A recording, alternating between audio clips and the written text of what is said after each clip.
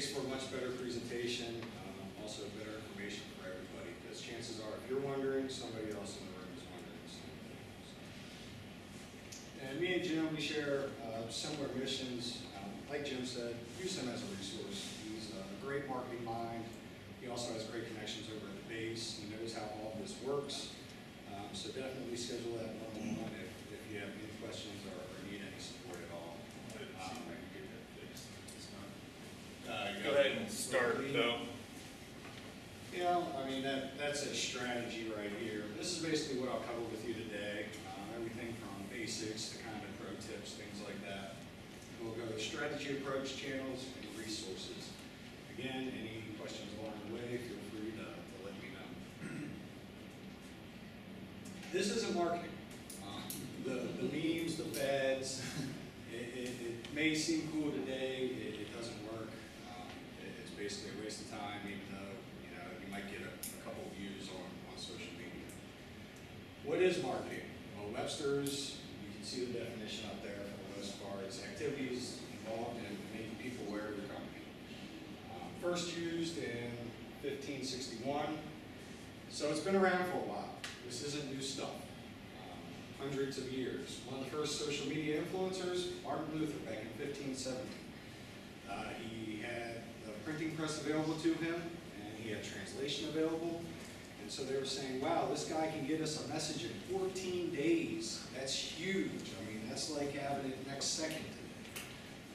So again, social media, the way people communicate, this stuff is not new at all.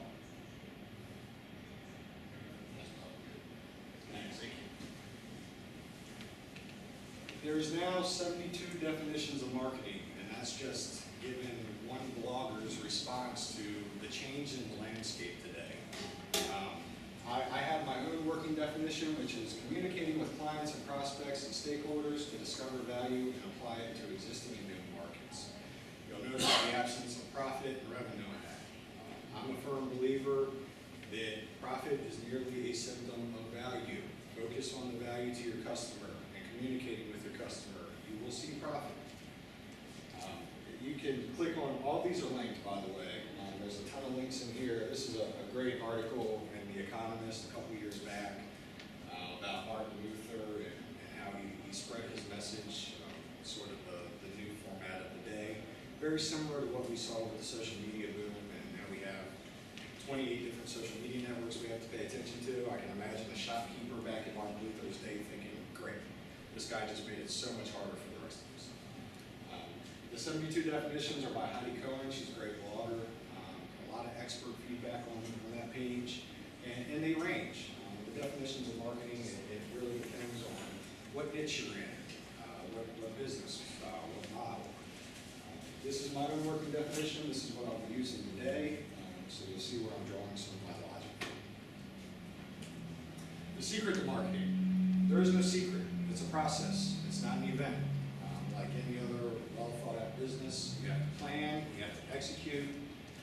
You need to base your decisions on data, but also follow your gut sometimes. It doesn't hurt. Not all the time, but you should definitely be collecting data in a marketing organization. Everything from top of funnel, middle funnel, bottom of funnel. And you need to coordinate, especially with small businesses. I know some of us are teams of one, so if you're coordinating, really it's going to be more outside with operations, with your CEO, with your leadership. But it's important to communicate internally with the company, because my belief is everybody in your organization is somehow, some way involved in marketing. Your PMs, they're really marketing to your current client base.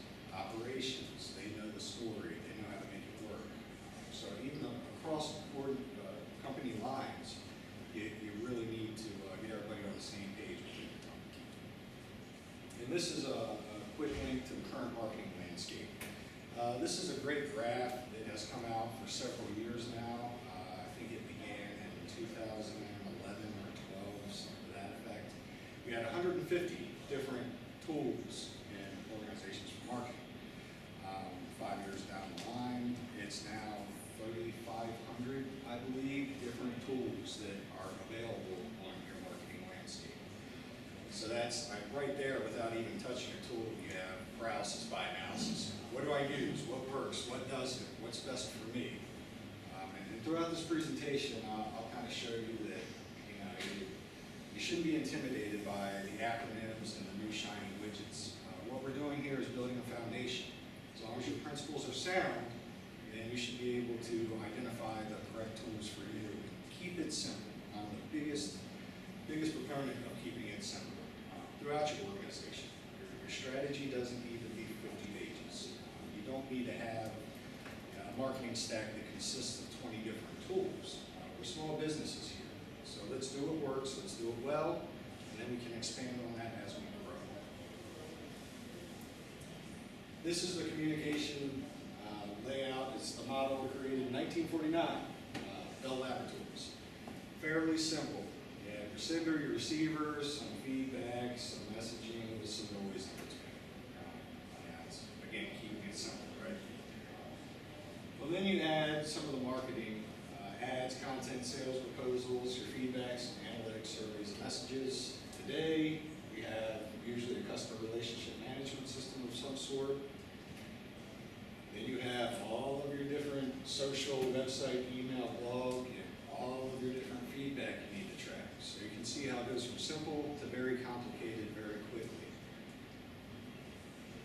And that sort of explains the funnel.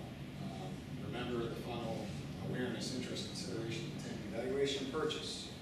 Pretty simple. Now marketing controls about 70% of that. That's somewhat true.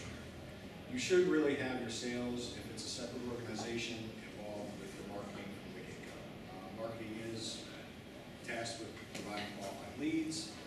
You really need to collaborate with your sales department to do that. The old adage is, sales can't close the leads we give them. Marketing doesn't give us good enough leads. To avoid that, you really need to be seamless in your transition. I like this quote: content is the virtual salesperson for the long B2B buying cycle. Replace the last B with G, the long B2G buying cycle. Content is king, and marketing is really the front face of the organization when it comes to that. People are now searching for content they can consume themselves without contacting a salesperson. And that happens throughout the buying process until finally you get the phone call or you reach out to the right lead. In your funnel, you should see 4 different sheets. This is an old slide I was briefed over a decade ago. It's still very relevant. You only have 4 ways you can grow as a company: current client, current capability; current client, new capability; new client, current capability; and new client, new capability. That's it. 4 possible ways to grow. Now, who's responsible for that growth? Most would say over here, your PM, an account manager, something of that effect. Current client, new capability, that's pretty much account management as well. Your new client, new capability, or new client, current capability, well, that's an account executive or business development, somebody in that organization.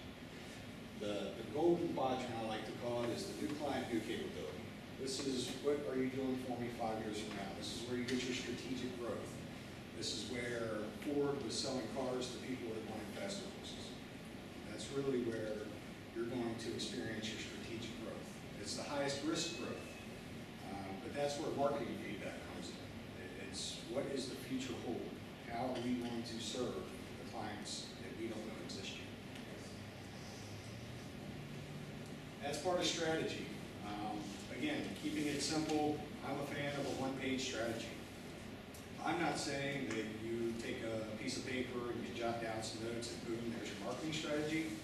It still needs to be well researched and well thought out and well communicated across your company.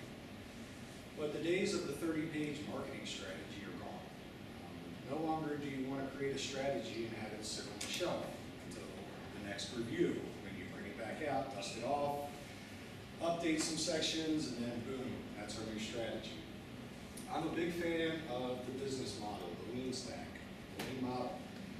While this is a business model template, it's very much, it transitions to marketing very well. I mean, you have your keys here. Your activities, resources, value proposition is huge. what are your customer relationships, your customer segments, even channels. So it can very much be used for marketing. It's easy to see and to look at the connections between each of them. Now again, I'm not saying you don't do research on the back end of this. Market research takes time. And it also takes time to really learn who your customer is and what your value prop is. But putting it on paper like this gives you a quick glimpse of, okay, this is where my tactics need to be. This is my true customer. This is my value prop. Any questions so far? I mean, I'm kind of running through the strategy part because I like to get my hands dirty with tactics and execution. So anything up front? Cool, we'll keep rolling. I'll get you guys out of here early and you can just tell your work that you're here all day. You can use me as a scapegoat. Back to the value propositions. You go to Lowe's and you buy a drill bit. What do you need? You don't need a drill bit, you need a hole. And that's really how you need to be thinking from the business side of things. When you're at base marketing or even marketing to a small or other businesses, I provide IT support. That's great. So do 200 other companies in a 5-mile radius from you. What's your true value to the customer? Is it I provide this very specific niche of IT support? I provide IT capability at a short notice. I know your functional capability very well. And so it's really important to think and drill down past that generalized, I do this. Well, everybody does that. It's really, how do you provide a value to your client that nobody else can, finding that differentiation. I kind of like to use this as a kind of an analogy. You know, being a railroad thought of themselves as a transportation company instead of a railroad company, my take is they'd be the FedEx of today. We'd be saying, you know, have BO deliver this message or deliver this package. It is that important to really think about what your company provides because it can dictate your future. We'll go down into approaches. Inbound versus outbound. Inbound is the new content marketing. And if you look at the stats here, we've been saying it for years now. Inbound marketing is cheaper, it's more effective than outbound marketing. Outbound is... How do you differentiate between inbound and outbound? Good question. How do you differentiate between inbound and outbound? Inbound marketing is content that is published. Hopefully helpful content targeted to the right audience. Outbound is pushing content. You know, promoted posts, paid advertising, billboards, things of that nature. Now, why is this? It's because people are now digesting content themselves. They want to learn themselves about the purchases they're making. For instance, you go to Amazon, you're reading reviews, you're reading about the product. You're not reading ads. Ads that are poorly targeted are nothing but a hindrance, and you're more likely to actually close the web page when you have a poorly targeted ad. So it does make a big difference in how your content is digested, whether it's inbound or outbound. You can see the stats here. I mean, content marketing generates 3 times as many leads as traditional outbound, but costs 62% less. That's because you're not paying for placement. People are finding you because your content holds value, and that's important. Across the funnel, you want to add value to your prospects. Just some quick stats here. Most effective content marketing, in person will always be because it's the most personal. It's also one of the highest costs though, so you have to take that into consideration as a small business. I would much rather get in front of somebody, shake their hand, have a coffee with them, but you can't do that across the U.S. You can't go to every base and do that unless you have a great small business budget, which a lot of us don't. So, then you have webinars, case studies, white papers, videos. If you look at all of these, what they have in common, they take longer to produce a newer resource, but they are seen as way more valuable from a content perspective. So you're putting more time and effort into it, but your reward on the other end of that risk is it's viewed as more valuable, more helpful, and it will help you influence decisions. A couple slides from now, we'll look through some more stats specific to the government space in that respect. Paid advertising, search engine marketing is always big now. Google AdWords, promoted posts on social, content discovery, social events, new events. I still suggest print to some of my clients. And when you look at it, you say, why? We're in a digital world now, right? But if I'm sending somebody a quick postcard, chances are it's going to sit on their desk. Maybe somebody walks by, sees it. It's kind of a branding thing. It sits there for a while before they finally chuck it. For some clients, that works, especially for invites to conferences and booths. If I'm going to an event, I want people to know that I'm there. I'll try to get the conference list and send out some postcards saying, hey, come by the booth. This is what we have to offer you. Maybe a social afterwards. Here's your invite. Bring this postcard with you so that you never hold on to it. You're not junking it. So print isn't dead. There's still ways to use it effectively. The content strategy. Content is king, like I said before. Bill Gates said that in 1996. I don't think anybody saw that coming in 1996 except Bill Gates. The guy reads on average, I think it's 50 books a year. So he's definitely somebody you want to listen to in the digital space. Your basic type of content strategy is going to be evergreen, medium form, and short form. Evergreen is your long form content, back to the high resource, but it's very high reward when it hits. But it's also recyclable. Reuse and repurpose your content. We're small businesses. We don't have a team of writers that are at our will. It's definitely recommended. Your long form, it's good SEO. I believe there was a study done, over 1,500 words, ranks very much more readily to the content than short blog posts. So that long form, the research paper, the case study, it will definitely rank better, but it's also seen as more authoritative. Because you put more time into it, and it helps you position yourself as a thought leader in certain subjects. Your medium form, that's kind of your blog articles. It's good for certain things. It's quick hit, so chances are you're not really going to reuse it or repurpose it. You can reuse the idea, but after you publish, see what happens. It helps you keep your site updated. That's a major advantage of your blogs and your short articles.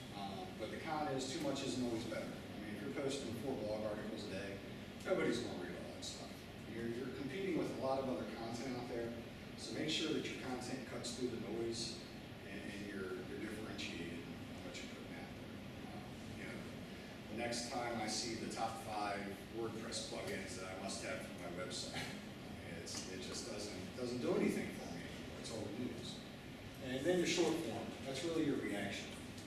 That's your Twitter. You're reacting to news, you're reacting to the industry, you're reacting to politics. Although I don't suggest go out in your business. But it keeps you in the conversation. When a topic is trending on Twitter or Facebook, if you mention that topic in your update, you're more likely to come up at top of feed. And so, you can comment on the premiere of Walking Dead or something like that, and then try to find a way to relate it back to your business. It keeps you relevant. But at the same time, you can't just do that. I mean, you have to have a good combination of all 3. That's why I suggest setting up an editorial mission and an editorial calendar. It seems like a lot. I know we're very strained on resources as a small business, but even something simple to keep you on task, it will allow you to plan your posts at the beginning of the week. And if you have a software like Hootsuite or WordPress or something, you can auto-schedule those posts throughout the week. So that takes care of your long form and your medium. Then, as the week goes on, you're freed up to just comment on things that are happening. And at the end of the week, you take a look and see what your feedback is. How many hits did this get? Who commented on this? Where did this get shared? And it lets you know what's working and what doesn't. But again, be data-driven. It's the only way we're going to get better as a marketing organization in the small business landscape. The days of knowing that half my ad budget worked and not which half are over. Is everybody familiar with Hootsuite? Okay. Pretty savvy crowd. Yeah. Good. Just want to make sure it's a good tool. And there's other tools available. Again, 3,500 different tools. Sure, go ahead. Do Do you think Hootsuite is appropriate for all small businesses, or are there certain models that it works better with? Really, that's, I hate to say it's a depends question. Hootsuite is good for managing various different social accounts.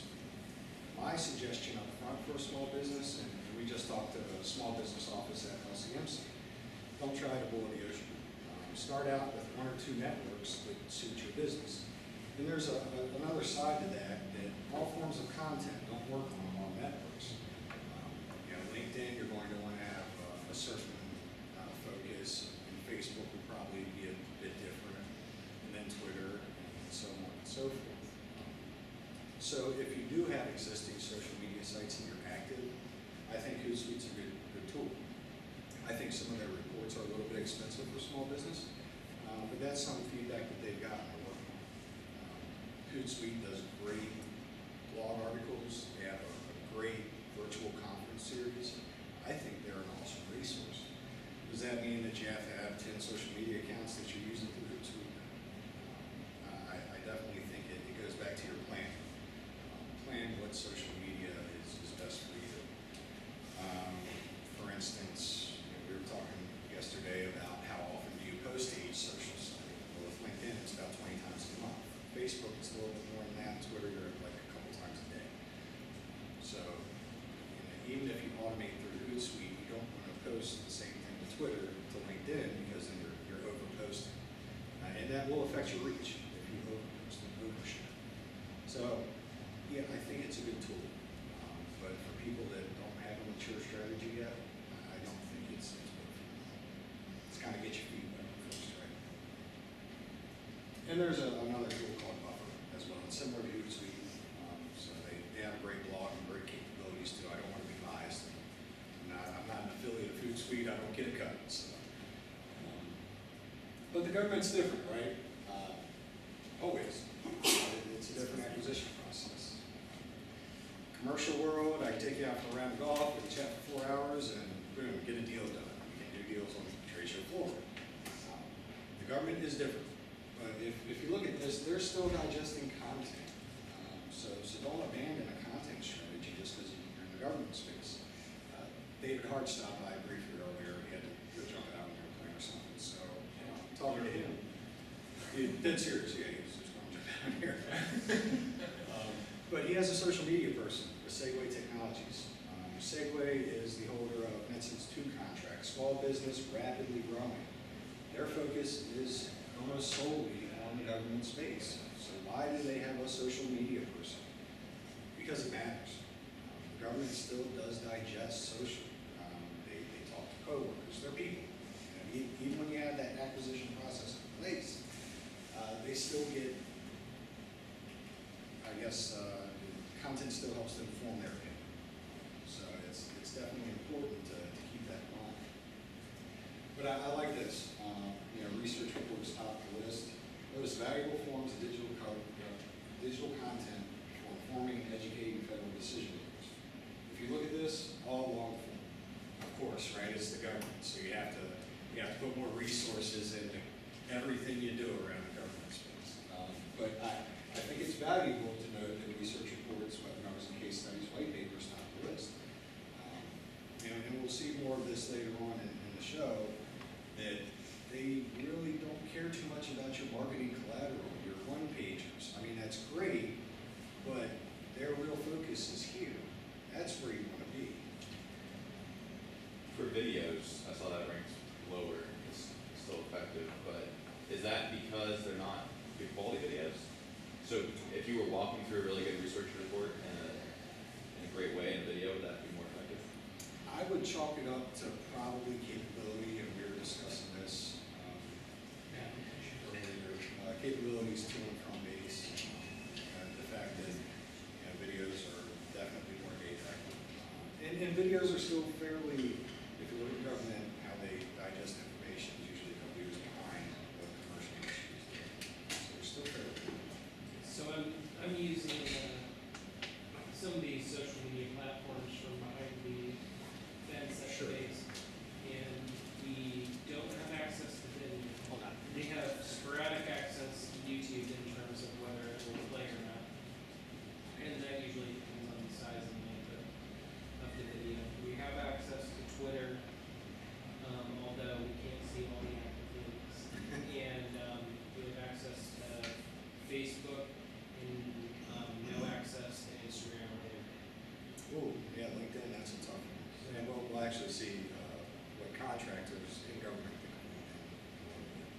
She's had the same issue, Alex.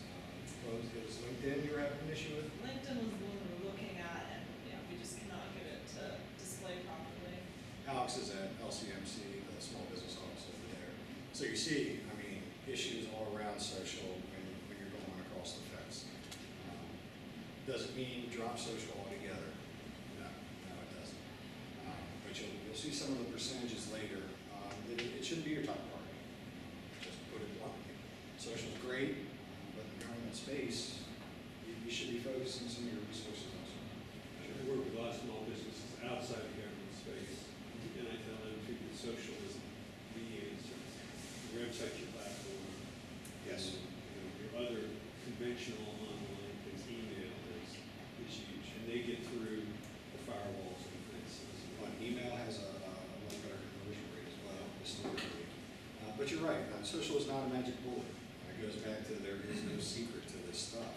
Marketing is a process. You need to have a solid foundation. And it's not a standalone bullet, that's the important part. It's like I said, those two, and a couple other things are really, the old school online marketing.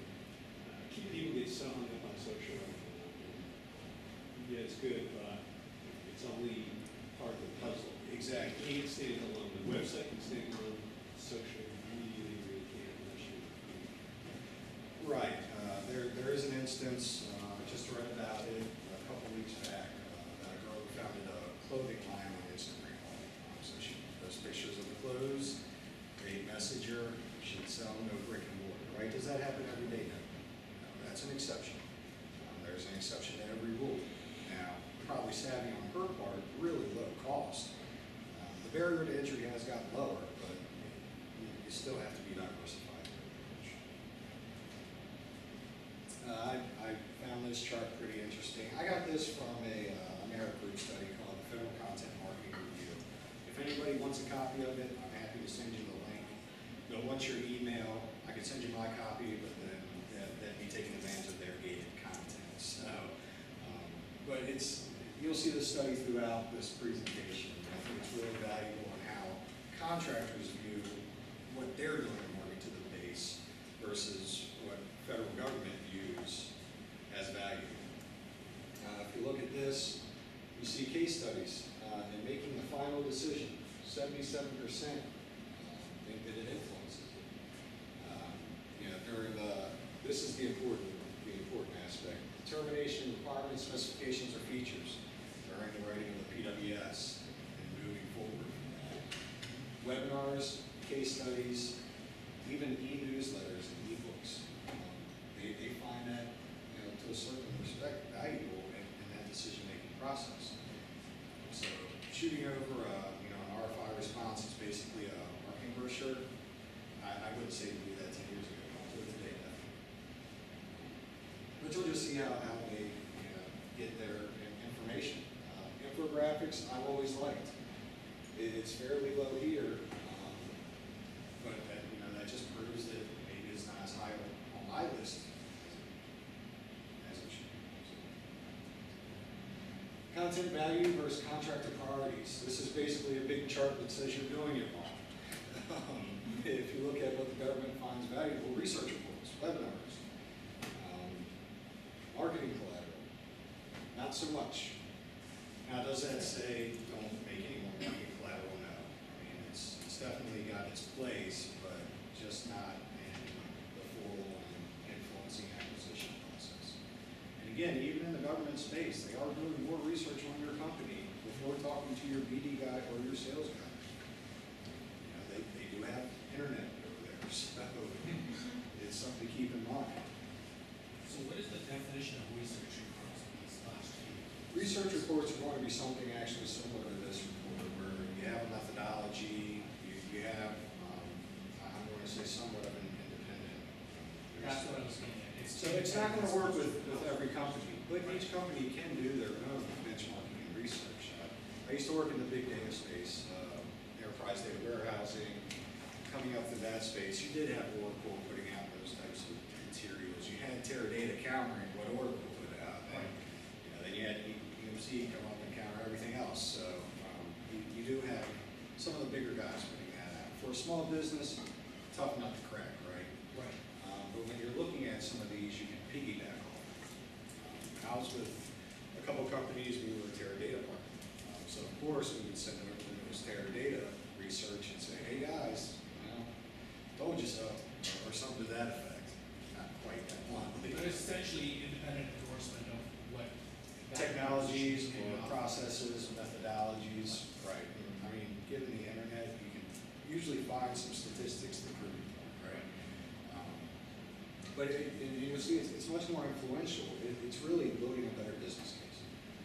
And instead of kind of shotgunning your marketing push all over the place, which still happens to this day. I mean, I know that it's not meant to, but it's still kind of the common way of contacting someone. I'm surprised the e-newsletter is as high as it is.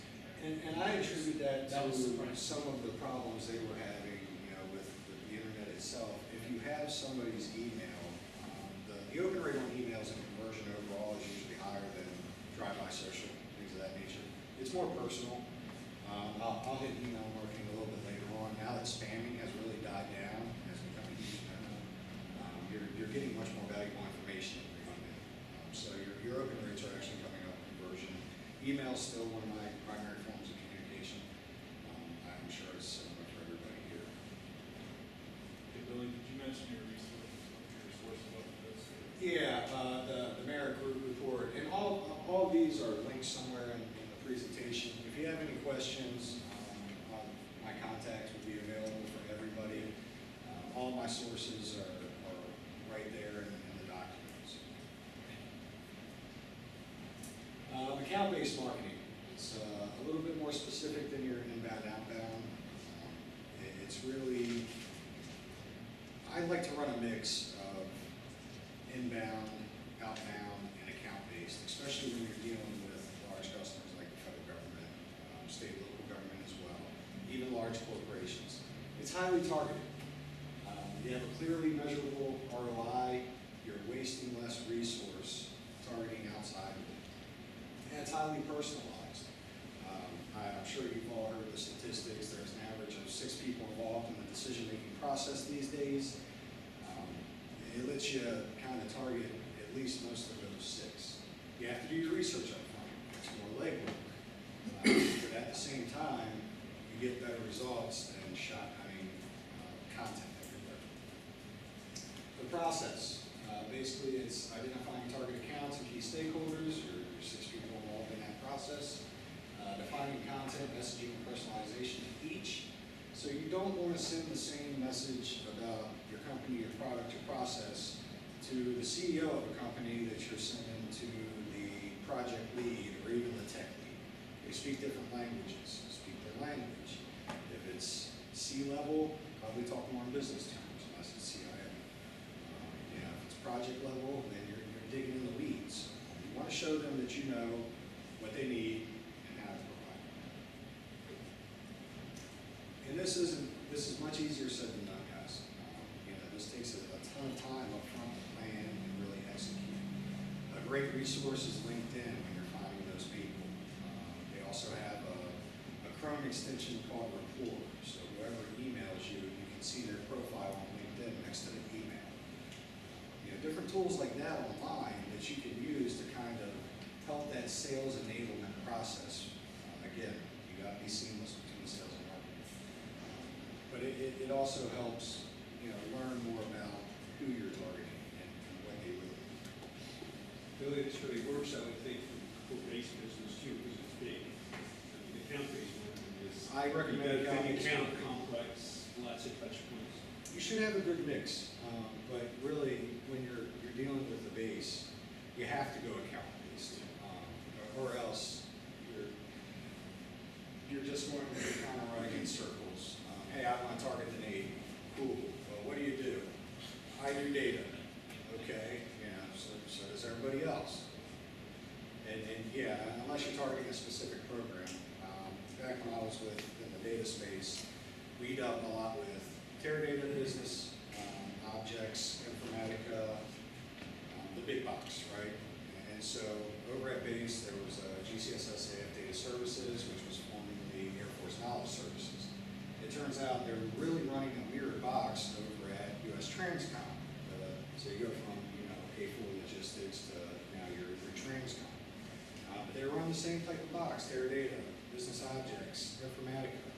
Still very hard to break into that space, but we have a mirror of our current customer right over there, 6-hour drive over in Collinsville. So it made sense to go talk to them, and you saw a lot of transfer back and forth between the programs, both logistics-based, very similar customer.